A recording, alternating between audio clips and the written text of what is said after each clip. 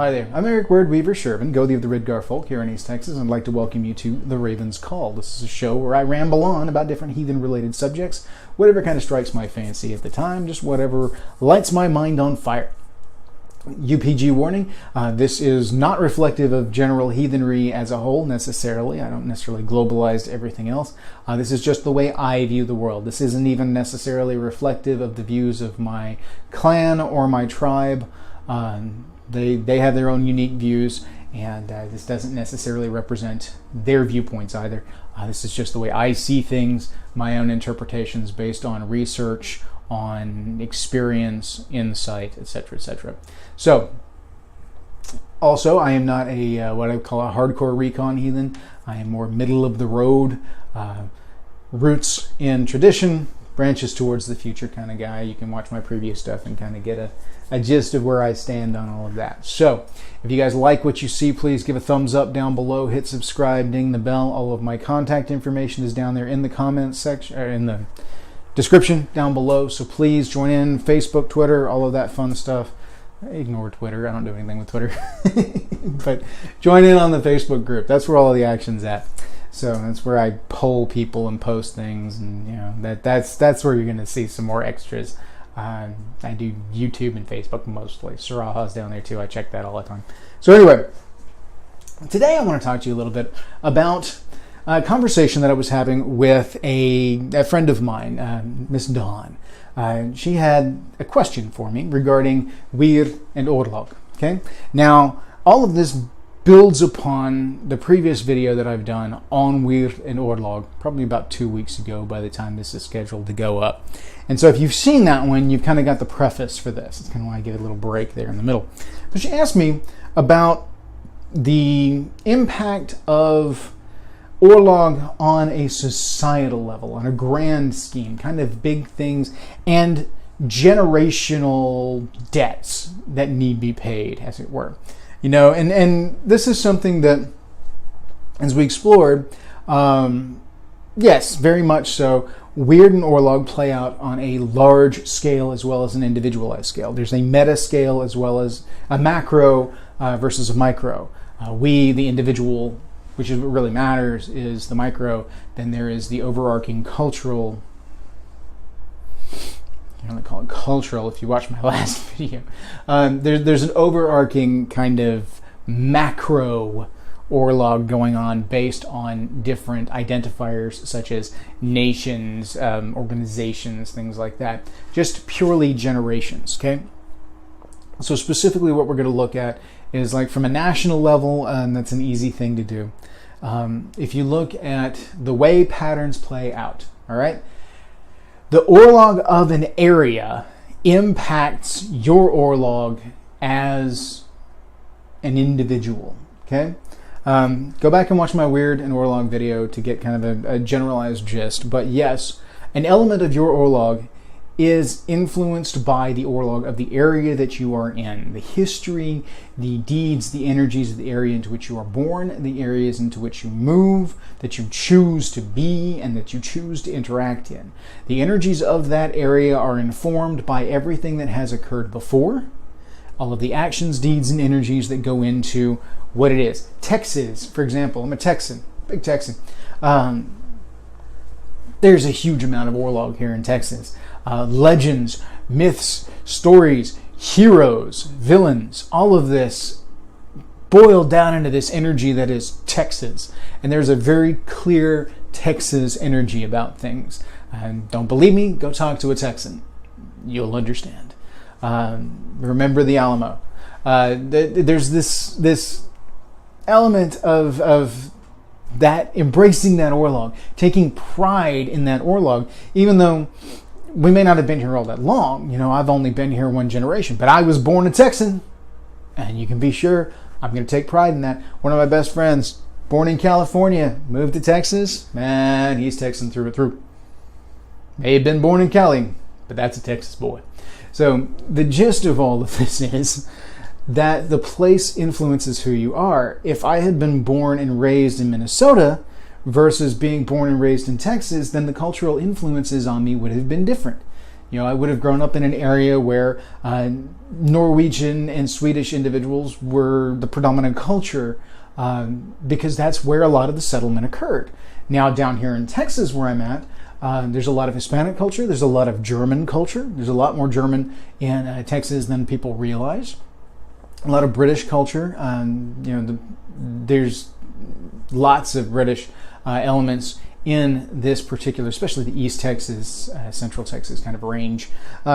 So these different elements influence and inform the spirit of a place, and that influences who you are. If you grow up in a war-torn zone, then that's going to influence where you start and where you go. The cards you are dealt at birth are going to be influenced by the area that you are in just as much as they are influenced by the actions and deeds of your ancestors. Because one of their actions and deeds was choosing to be in the area that you were born in and choosing to raise you in the area that you were raised in. So all of these energies are brought into you and become a part of you. Someone who's born, up north in the U.S., say northeast coast, that's going to be an influence on them. Same thing if you were born west coast. That's going to be an influence on them. Now, it doesn't dictate everything. I mean, it's not the whole nature versus nurture kind of conversation, but it is an influence. It is an element. It is part of the Orlog. You are influenced by those things. Now, establishing that particular line of logic and the necessity of the kind of metaphysical math that's going on there, this is definitely a factor in the overall equation that is your life, where you are and the influences thereof. Take a look at being born in the U.S. versus being born in, say, Britain. Okay, there's going to be a huge difference in the views on firearms. It's a wonderful example because of the laws in a particular area, because of the zeitgeist of a particular area. Being born in Texas versus being born in London. I grew up with guns being a normal thing around here. It's no big thing. I have several. I love to shoot. It's a fantastic thing. And that's part of the culture. That will influence somebody who becomes a marksman or likes to hunt. Very much influences some of the hunting elements, the living off the land kind of elements of a person's culture and their choices, versus being born in a big city London kind of thing with a European mentality when it comes to firearms. Came have a knife over there.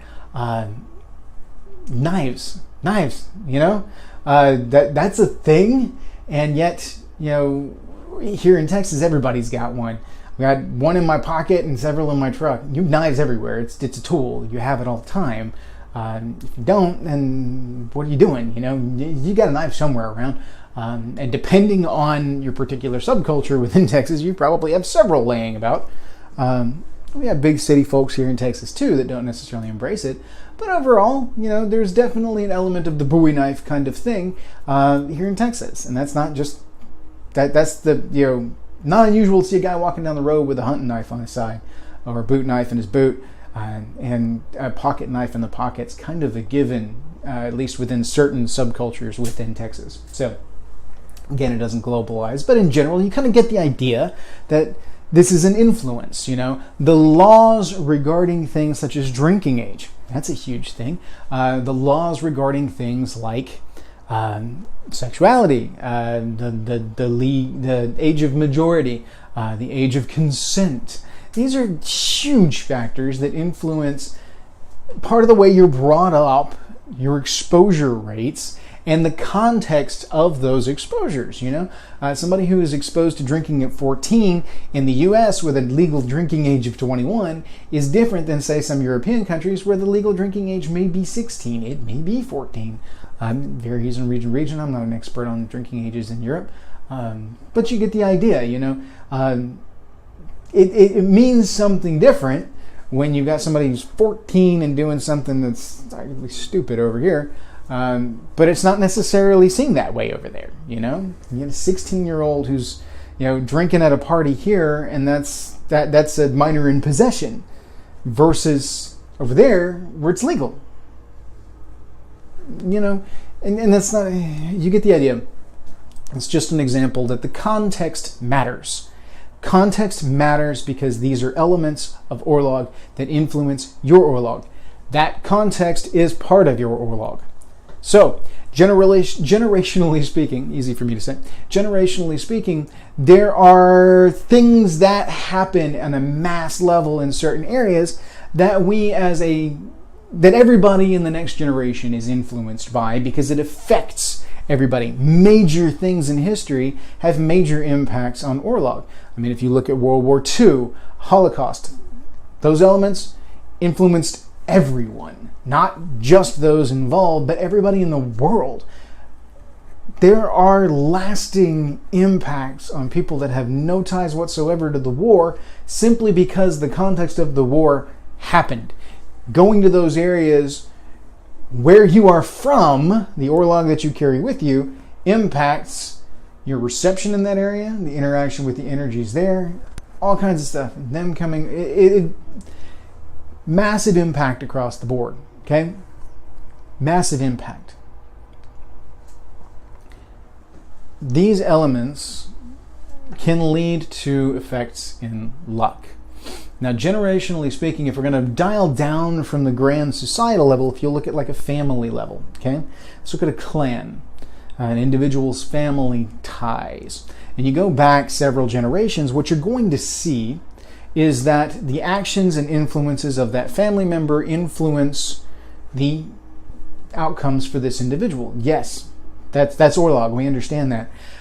But I talked about in the previous video the impact of luck and Wyrd as far as you know, your actions set the kind of luck that you put into the well that it becomes Orlog and feeds the luck of future generations, just as your Filia feeds you the luck from before, from previous generations. There are things that it can take generations of family members putting good Orlog, good Wyrd into the well to become Orlog, to dilute those negative actions, you know. It's a thing. You can spend generations trying to fix the mess up of one generation if that one mess up is significant enough. Imagine descendants from Hitler's clan, you know. Can you imagine trying to fix the Orlog of that family after what he did within the context of World War II? Look at any of the other individuals within the Nazi regime, within just that whole side of the war, and imagine some of the atrocities that occurred within the war and the impacts that had on society, and thusly the debt that those families would then have to work off for generations. Major things, you know. If your family is known for harboring, you know, for one of your ancestors being the one that murdered a high-ranking or very respected individual within the community, that's going to carry weight, and it's going to have a commensurate impact on future generations, depending on the reach of that individual's geframe, impact on society, and reciprocal respect. You know, if that's a person who is remembered for generations, then that's how long that particular weight is going to be carried within the society in and of itself. It doesn't change the fact that the impact of luck can be considerably longer. Because another friend of mine was asking me, and this one I'm going to leave nameless because of the ambiguity. I'd like to keep this particular conversation more ambiguous. But this gentleman asked me about the impacts of individuals that you tie your Wyrd with, as far as, you know, if you've got somebody who you've let in and they prove not to be who you thought they were, and you end up having to cast them out of your inner circle. You know, he asked me if there was anything you could do to kind of undo the Orlog that you've set due to this interaction. And my answer to him simply was, no, there's nothing you can do. What's in the well is in the well. You cannot go back and change what has been put into the well. All you can do is pour more positive energies on top of it to try and dilute it. The metaphor that I used for him was that if you take a cup of poison. Bleach. If you drink bleach, you'll die, right? You take a cup of bleach and you pour it into the well. The well is probably deep enough that within a short amount of time, it will dilute to such an extent that it won't be dangerous to drink from anymore, okay? If you pour a gallon of bleach into the well, that's going to take a little bit longer for it to dilute. It can still do it, but it is going to take longer. If you take a tanker full of bleach and you pour it into the well is ruined for generations. You cannot drink from it for generations. Okay, this is the individual themselves, the negative wyrd that they bring in, the drain on luck, the negative impact that you have brought into your well through the action of deciding to interact with these people, with the decision to tie wyrd with these individuals. That impact goes into the well and does not go anywhere. All you can do is try to pour more fresh water on top of it to dilute that poison. And that's something that just takes time. And sometimes it can take generations. Take Chernobyl, for example. Chernobyl meltdown. You're not going to be farming the soils around Chernobyl for a long time. But eventually it will go back to a usable landscape. But it's going to take a tremendous amount of time. That is the Orlog of the Earth. That's a scar on the earth that will take generations to fully heal. And it'll never be fully healed. It will always have happened, but the impact will be felt less. That's the nature of the negative energies and stuff going into the Orlog. So back to Don's question about, the impact of generational debts that can be paid, that may need to be paid. Yes, it's very much possible and very much likely that if a family has just a very bad run of luck in general and cannot seem to get on their feet, it's very, very likely that they are short on luck, largely due to the actions of ancestors. Either not building enough luck to put back into the well, because you need to generate enough luck to help with your current situation. You get a certain share from the trust fund of luck through the Fylgja, but you need to generate enough too. I mean, it's like a job. You got to generate enough luck plus what you've got coming in from the family to be able to do what you need to do out here, and hopefully have enough left over that you can kick back into the family account, thusly building up savings and still getting some from the trust fund, and eventually yours becomes added to the trust fund. That kind of roll around, right? So it is entirely possible that those coffers are bare, or that it's full of plug nickels because somebody did something really bad and the draw is tainted. Okay? You could be pulling from a poisoned well, and if that's all you've got, if that's feeding into your current, store of wyrd, then that's what you've got. If you've got tainted luck, then you have tainted luck. The only thing that you can do in life is work to wash it away. Is it a hopeless thing? No, it's not hopeless by any means. What it is, it's a call to action. It's a call to arms, okay? I point that out because it just dawned on me that the way that sounds, it can sound like I'm saying, if you have tainted luck, you're screwed. No, that's not the case. It just simply means that you've got your work cut out for you. You can definitely do it. You can definitely generate enough luck to overcome the negative luck that you're getting from the family line to at least affect your situation. If you go above and beyond, you may be able to generate enough positive luck to kick back into the well and help dilute that negative energy, okay? Because what you draw from the well as far as family luck is only part of your luck as a whole. The majority of it is generated by your actions and deeds in the here and now, in Verdandhi's realm. Okay, Wyrd gives you a certain amount through the Fylgja, but Verdandhi, that realm here, is where most of it is generated, and Skuld kind of sets the path on where you can go and see the possibilities. Those are the choices that you make, and the minute you take it from Skuld as a choice, enters Verdandhi's realm of the here and now, wyrd, and as soon as that fleeting moment You decide to make the action, you take the action, and then it's sucked into the well. All of it is happening in real time, very fast, instantaneous, and it's a Schrodinger level thing. Okay? So, all of this to say, yes, there are generational impacts when it comes to Orlog. That's the nature of Orlog. But it does apply on a macro level. I know I established all that Orlog stuff in the previous video, but this was to explore that, yes, it does occur on a grander scheme than just the specific individual. It does impact a society as a whole. It impacts a nation as a whole. It impacts a tribe as a whole. There is an Orlog for a tribe. There's Orlog for a nation and for a land. Specifically a plot of land. If you have a plot of land that was a site of a mass burial, there's going to be a lot of negative energy tied up into that land, unless it was a positive thing. But most likely, if you're talking about like a mass grave, it probably wasn't. That's going to carry with it a certain amount of weight, and that's going to impact the lives of anyone that chooses to be in that spot in the future. Okay, you get into hauntings and things like that. The site of a murder. The site of an atrocity of some sort, the site of a battle. These kind of things bear a lot of weight. A land where a huge fire was bears a lot of weight. There are echoes of these things in the land, and that is that Orlog. Because Orlog is a system. It's not unique to humans. It is the progression of time and causality.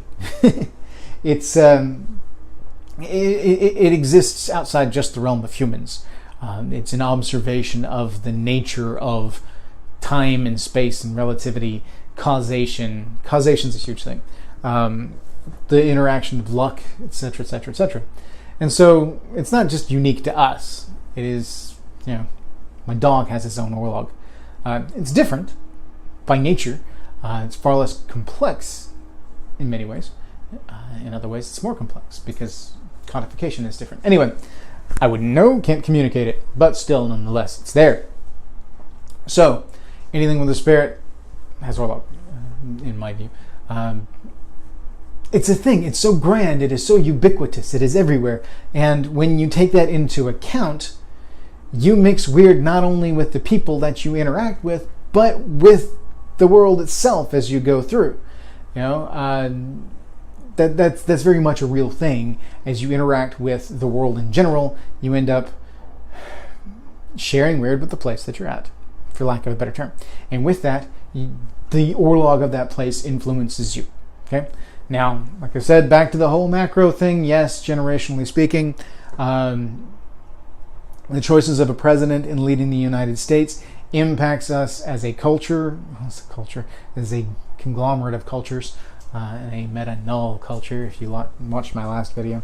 It impacts the United States for generations to come as far as fixing the problems that came from that one particular president's choices, or reaping the benefits that came from their choices. It's a powerful individual that guides the course of an entire nation. When you've got an entire nation working towards certain goals, that's a lot of energy generated around some specific things that will definitely impact everybody in that area, whether they participated in the thing or not, just because of kind of a radiation of Wyrd, as it were. So because you're in the area, with the Chernobyl effect, you're getting a radiation effect. Sorry, that's just kind of how it goes. You are going to be impacted by the energies of an area because it is saturated with those energies. The actions and deeds of the people of the area that feed back into it continue to either build on or change course of those energies, and those energies then influence your Wyrd when you interact. And when you interact, your Wyrd mixes with that Wyrd and it comes into your Orlog and therefore goes into your well, and so its Orlog becomes your Orlog in that instance. So yeah, it's a very fluid thing. All of this is kind of rambly, I know, guys, but it was a mind fire. So I like to explore these things. I thought, hey, you guys might enjoy this a little bit. So here we go. So yes, very much so. Generationally, you can spend generations trying to fix things that happened in an area, in a clan, in a tribe. A decision for a tribe can impact generations of that tribe to come, or it can just be unique to that one generation because the impact wasn't that large. It just depends. It depends on the scope of the incident, the damage done to Wyrd and Luck. I mean, if you damage the Luck enough, then yes, it's going to take generations for it to rebuild if it survives in the first place. So it all varies. It depends. So I think I've rambled enough on this particular subject. I hope this doesn't feel too redundant, having just gone through the Wyrd and Orlog thing. But that was kind of our primer, kind of a setup. Hey, this is Wyrd and Orlog, and this is more of a granular look at a specific question that I was asked based on that previous video. So hopefully you guys enjoyed this, found it interesting, and not too redundant. So anyway, thank you guys for watching. If you like what you saw, you know all the spiel. Do the thing down below, contact info, join the conversation. You know the deal. So thank you guys. Let me know if you got any requests or anything like that. I definitely take requests, and I love to work with them. So hail, thank you. May your ancestors smile on you.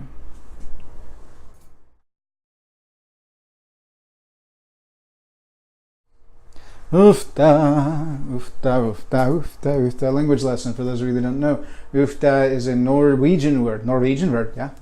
It means nothing. It has no translation.